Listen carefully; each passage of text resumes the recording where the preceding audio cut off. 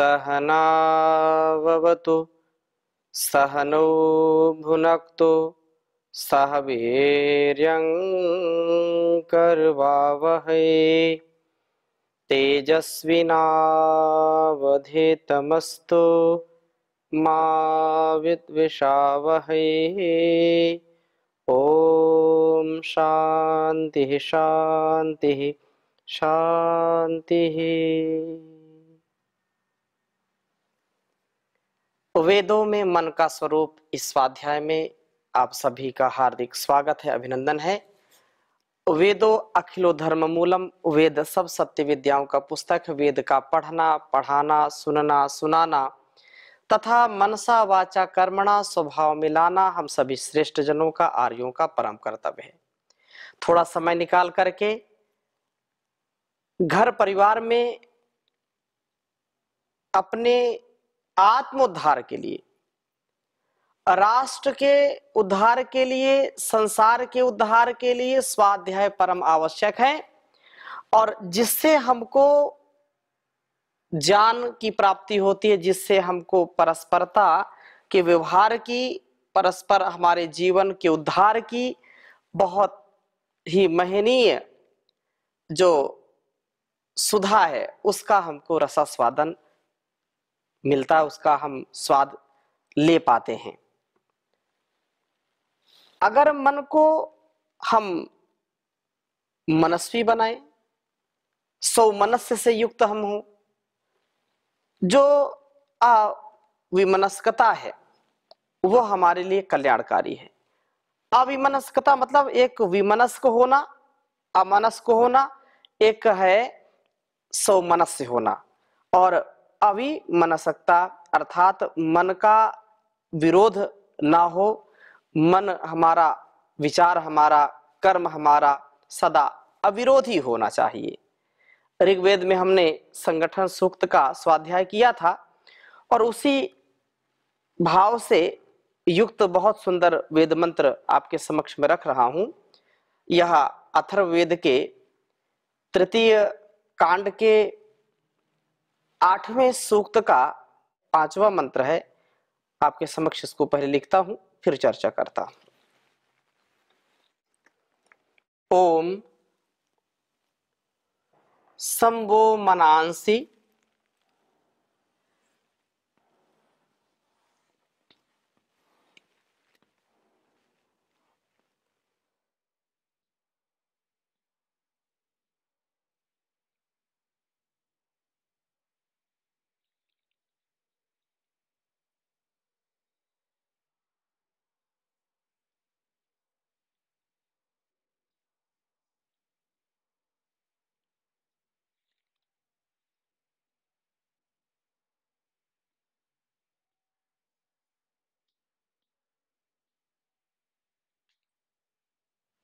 संव्रता,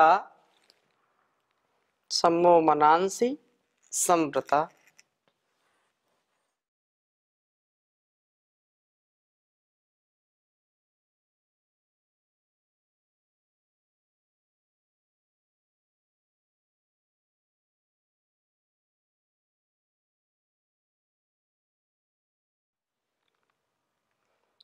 समाकोतिर नमामसि,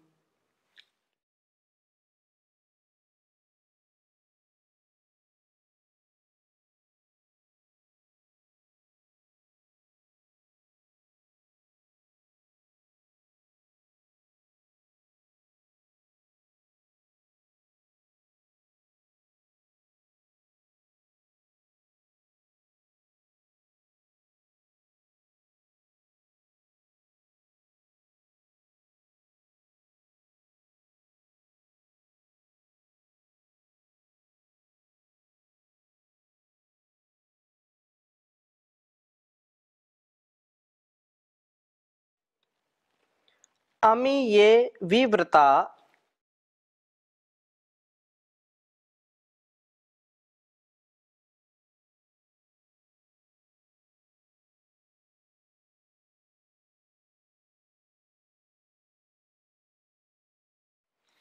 अमी ये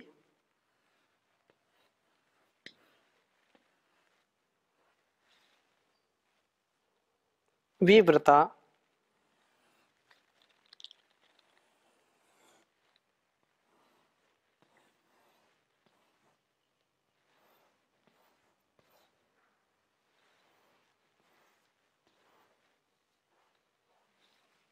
अमी ये विव्रता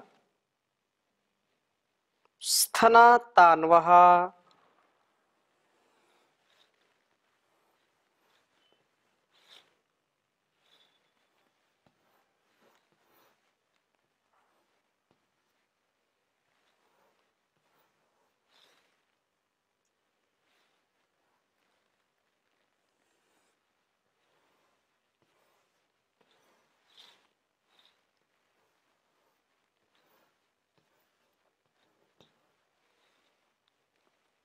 तान्वः सम नमयामसि।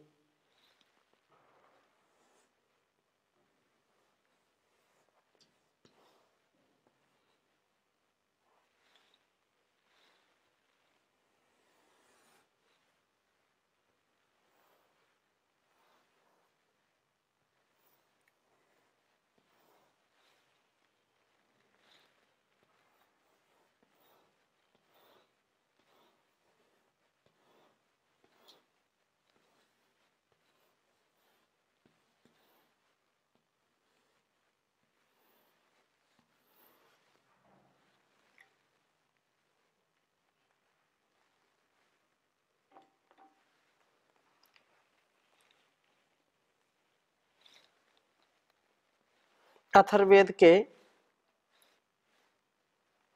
तृतीय कांड के 8वें सूक्त का यह 5वां मंत्र है। ओम संभो मनांसि संव्रता समाकुतिर्नमामसि। अमी ये विव्रता स्थना तान्वः सं नमयामसि। ओम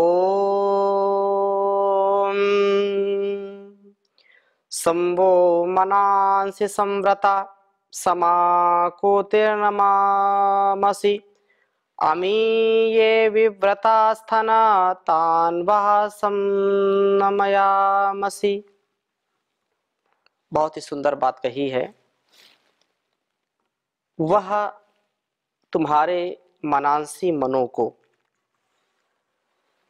सम नमामसी, एक विषय की ओर झुकाव वाला व अविसंवादी करते हैं। व्रता, तुम्हारे व्रतों को भी सम अविरोधी करते हैं। इसी प्रकार आकुति ही तुम्हारे संकल्पों को भी सम सन्नत करते हैं।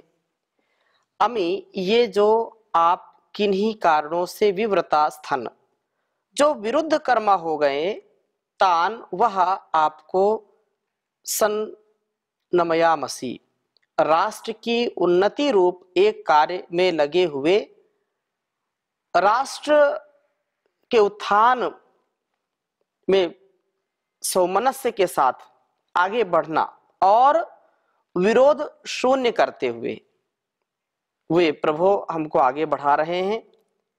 राष्ट्र के सब लोग अविरोध भाव वाले हों और ऐसे भाव वाले हो करके, ऐसे स्वभाव वाले हो करके, समान संकल्प वाले होते हुए राष्ट्र की उन्नति में लगे रहें। ऐसा ज्ञान, ऐसा जो भाव है वो हमको उस परमपिता परमेश्वर से कल्याणी वेदवाणी के माध्यम से प्राप्त है। और हमारे जो हजारों लाखों ऋषि ऋषिकाओं का जीवन, वह भी इस बात को बहुत ही सुंदर प्रकार से हम सबके लिए अनुकरणीय है। मनसा वाचा कर्मणा करनी है कि हम उसको अपने स्वभाव में उतारें। जब सम वो मनांसी, मन को हम समान बनाएं, एक विषय की ओर झुकाव हो, मन में मलिनता ना हो, मन में निर्मलता हो, और एक बने नेक बने। अब एक का मन कुछ है, दूसरे का मन कुछ है, तीसरे का मन कुछ है, चौथे का मन कुछ है, जिससे हमारा स्वयं का भी उत्कर्ष नहीं हो पाता है, घर का भी, परिवार का भी, समाज का भी उत्कर्ष नहीं होता, राष्ट्र का उत्कर्ष नहीं होता, और विश्व का कैसे हो सकता है। विचार मंथन खूब करें। विचार मंथन की कोई कभी भी हमारे शास्त्रों ने, हमारे महापुरुषों ने कभी भी इस पर कोई प्रतिबंध नहीं लगाया, परंतु विचार करने के बाद एक निर्णय लेना चाहिए, एक निर्णय कि हमारा जो भी निर्णय उसमें हम 100% एकत्व के भाव में, कि हमारा सबका मन एक जैसा है। अब घर में भी आप जो झगड़े का, कलह का वातावरण हो जाता है, क्यों होता है? किसी को पसंद है जो है ज्यादा नमक वाली दाल सब्जी, किसी को कम, किसी को जो है बहुत जला भुना, तला भुना, किसी को फास्ट फूड, किसी को कुछ, किसी को कुछ, और वो घर की माता परेशान हो जाती है। घर के बाहर भी हम देखें तो समाज में जो सेवक या सेवा का भाव, जिन किसी भी प्रकार की जो सेवा है, उसमें भी अनेक प्रकार की बातें होती। एक मन जब होता है तो घर परिवार में सुख शांति होती है। जो भी मिले सब मिल करके प्रसन्नता पूर्वक उसको ग्रहण करें। हाँ, सात्विक हो, और वह जो है बहुत ही सात्विक आहार विचार व्यवहार हमारा होना चाहिए। उसमें सबको प्रसन्नता रहती है, सबके अंदर ऊर्जा रहती है। और जहां पर खींचतान है, जहां पर कलह है, छल कपट, क्लेश, द्वेष, दंगा है, वहां पर जो है बहुत ही पंगा है। बहुत ही व्यक्ति अपने जो जीवन का एक बहुत बड़ा लक्ष्य लेकर के जन्म लिया है, उससे वो भटक जाता है, उससे विमुख हो जाता है। साधना का जो पथ होना चाहिए वहां बाधाएं आ जाती, विघ्न बाधाएं अपना घर जमा लेती हैं, और व्यक्ति इधर उधर भटकता रहता है। तो राष्ट्र के लोग एक हो, नेक हो। यहां देखिए राष्ट्र की स्थिति क्या है, कि जहां पर अच्छा सच्चा कार्य भी होता, वहां पर भी लोग पता नहीं क्या क्या कहते हैं, क्या क्या करते हैं।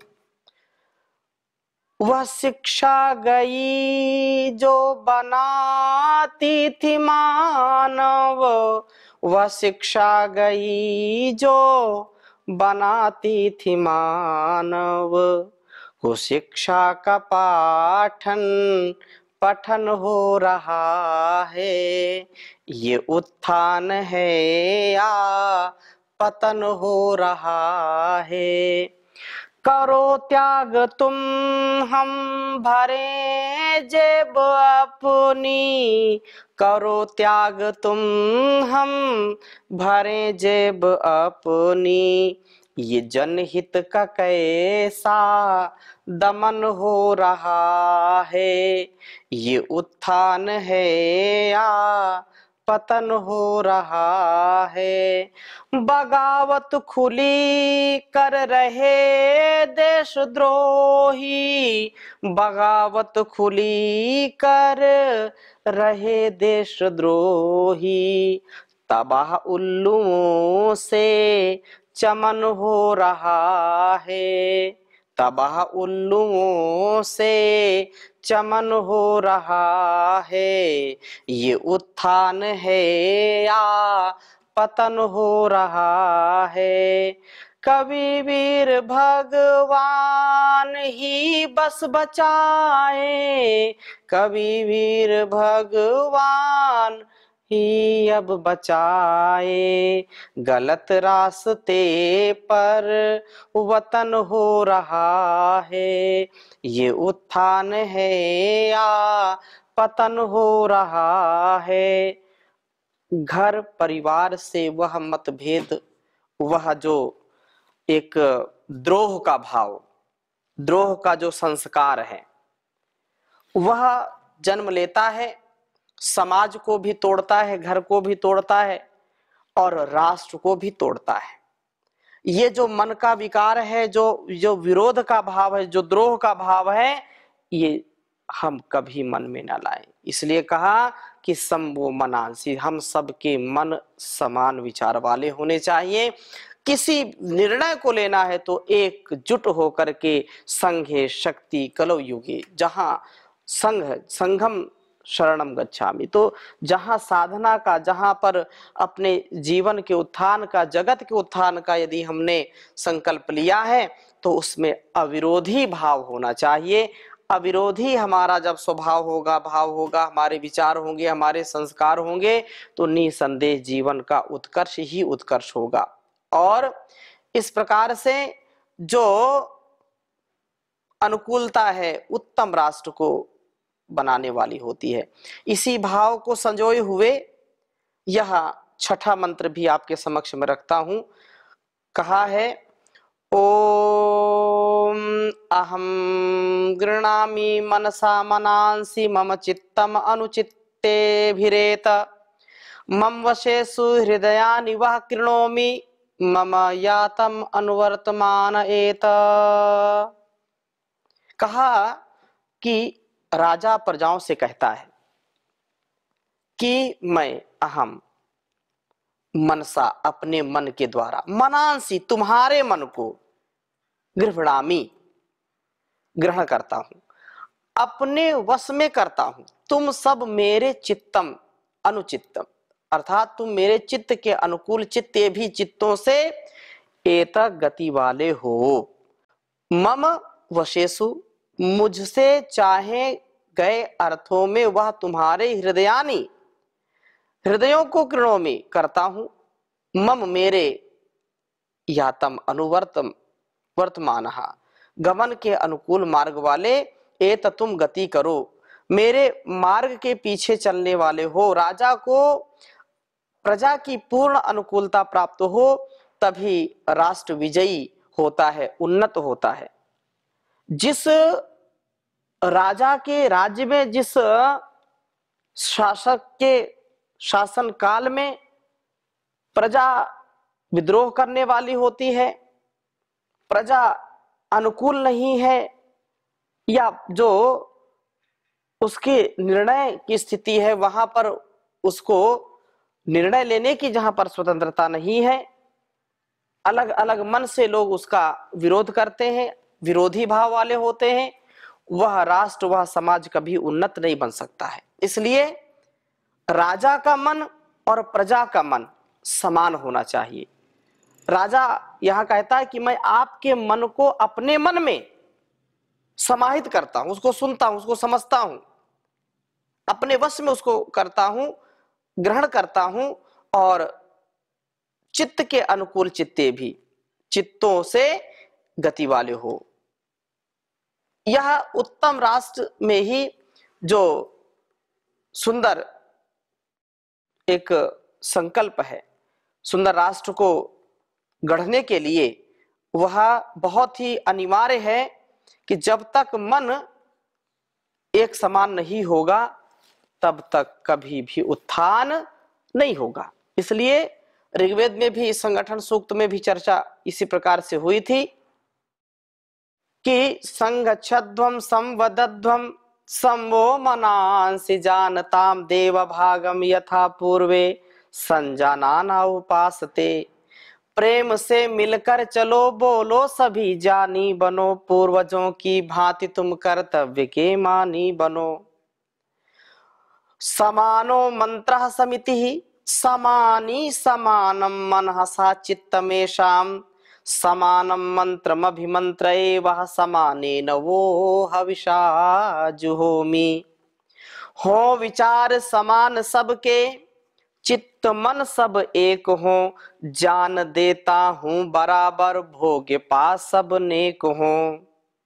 समानी व आकुति समाना हृदयानि वह, समान मस्तु वो मनो यथा वह सुसहासति। हो सभी के दिल तथा संकल्प अविरोधी सदा, मन भरे हो प्रेम से जिससे बढ़े सुख संपदा। ये जो बात है, यह जो भाव है, वह भाव तभी हो सकता है जब हमारे जीवन में एकत्व का भाव हो। यस्मिन् सर्वाणि भूतानि आत्मैवाभूत विजानतः, तत्र को मोहा कह शोका एकत्वम अनुपश्यत। ये जीवन का बहुत ही विचित्र एक सत्य है। लोग कहते हैं कि जितने मन उतनी बातें, जितनी जुबान उतनी बातें, लेकिन ये भी हो सकता है कि हम अपने भक्ति से, अपने ज्ञान से, अपने विवेक से, स्वाध्याय से, सत्संग से स्वीकारिता पूर्वक अविरोधी बन सकते हैं। हम किसी भी प्रकार से विरोधी ना हो। वह भाव कब आएगा? जब हमारे जीवन में एक यह भाव कि सर्वे भवन्तु सुखिनः, सर्वे भवन्तु सुखिनः, सर्वे सन्तु निरामयाः, सर्वे भद्राणि पश्यन्तु मा कश्चित् दुःख भाग् भवेत्। सबका भला करो भगवान, सब पर दया करो भगवान, सब पर कृपा करो भगवान, सबका हो सब विधि कल्याण।